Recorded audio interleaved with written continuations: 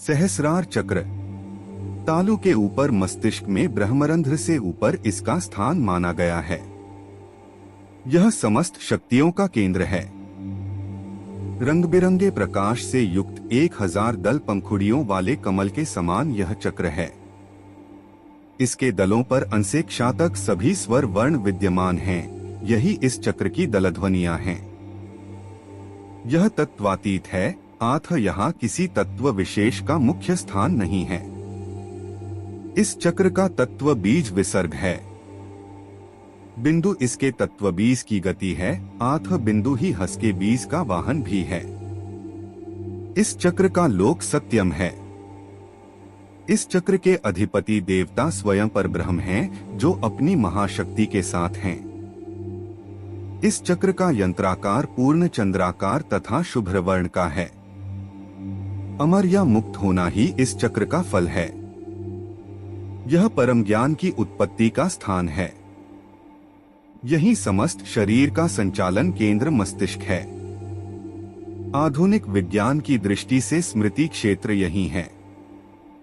मृत्युपरांत की जाने की कपाल क्रिया में यही स्थान तोड़ा जाता है, ताकि स्मृतियों का सर्वथा लोप हो सके और अगले जन्म में पूर्व जन्म की स्मृति न बनी रहे।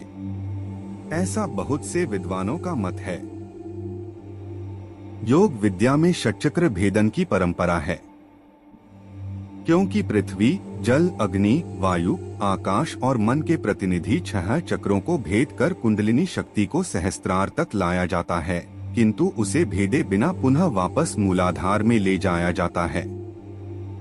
इसका कारण यह कि योगी जन प्राण छोड़ते समय ब्रह्मरंध्र व सहस्त्रार चक्र का भेदन कर मुक्त होते हैं। अतः 7वें चक्र का भेदन अंत समय में होता है। 6 चक्रों को भेदने और पुनः वापस लौटने में कुंडलिनी के मार्ग में कुल 100 कमल दल पड़ते हैं।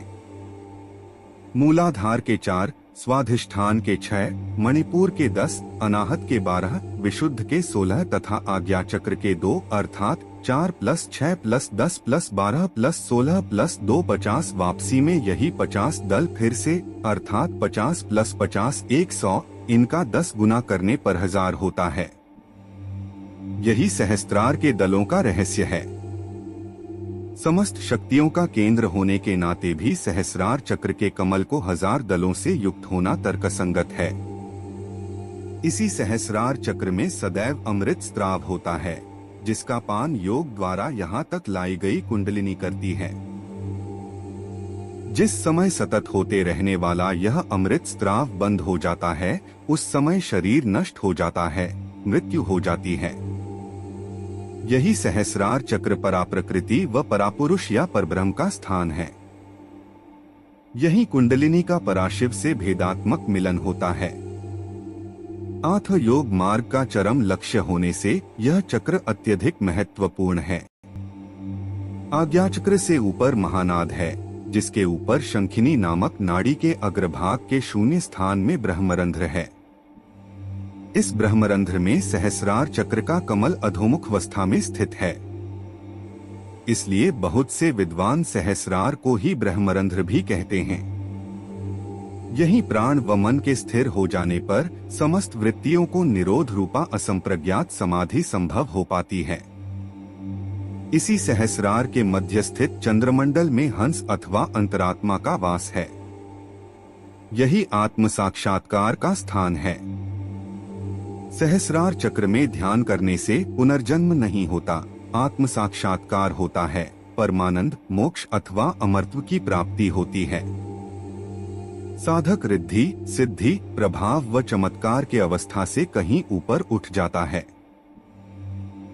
बहुत से योग ग्रंथों तथा अन्य तंत्रों व उपनिषदों आदि में 3 चक्रों अथवा 9 चक्रों का भी वर्णन हुआ है। बहुत से स्थानों पर शरीरस्थ चक्रों की संख्या 9 से भी अधिक मानी गई है, परंतु वे इन 7 चक्रों के ही उपभेद अथवा इनके अंतर्गत आ जाते हैं। यही 7 चक्र प्रमुख चक्र हैं, जो विशेष महत्व व प्रभाव वाले हैं। इस तथ्य से सभी सहमत हैं। इन्हीं 7 चक्रों में से पहले 6 को कुंडलिनी द्वारा भेदा जाता है।